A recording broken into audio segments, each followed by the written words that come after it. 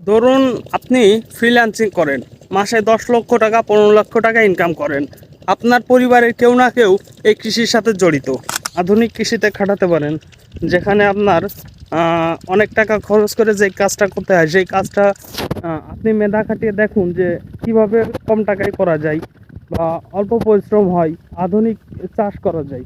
কৃষিপ্রধান দেশে যে স্তরের লোক হোক না কেন, যে কৃষিকাজকে লজ্জা পায় তার সে পাগলেই বাংলাদেশে আর নাই।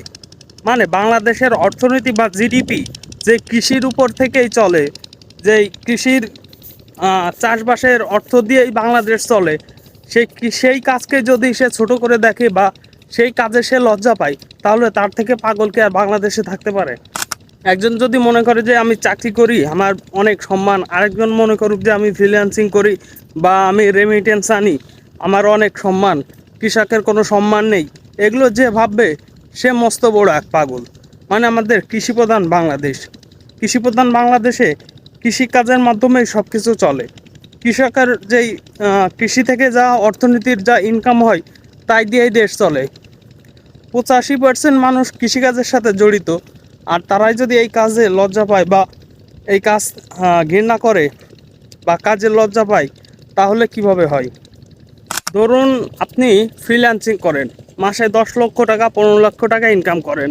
আপনার পরিবারের কেউ না কেউ এই কৃষির সাথে জড়িত, কেউ না কেউ চাষবাস করেই, বা ধরুন একজন রেমিটেন্স আনে, বিদেশে থাকে, অনেক টাকা ইনকাম করে, বছরে 1-1.5 লাখ টাকা, মাসে 1-1.5 লাখ টাকা রেমিটেন্স বাংলাদেশে পাঠায়। তার ফ্যামিলির মানুষও দেখবেন যে কৃষির সাথে জড়িত।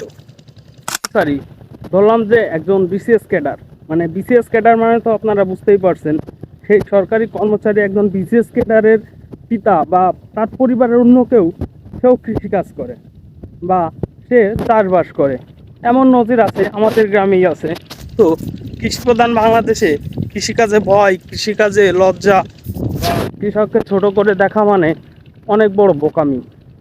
আর মেধা আছে, মেধা, এই মেধাটা আপনার কলকারখানা বা আপনার অফিস করতে হবে, আদালত করতে হবে, এই কাজে না খাটান, আপনি কৃষিকাজে খাটাতে পারেন, আধুনিক কৃষিতে খাটাতে পারেন, যেখানে আপনার অনেক টাকা খরচ করে যে কাজটা করতে হয় সেই কাজটা আপনি মেধা খাটিয়ে দেখুন যে কিভাবে কম টাকায় করা যায় বা অল্প পরিশ্রম হয়, আধুনিক চাষ করা যায়।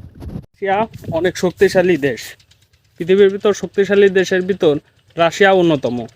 তো রাশিয়া এত উন্নত দেশ হওয়ার সত্ত্বেও রাশিয়া কেন কৃষিকাজ করে, এটা বুঝতে হবে।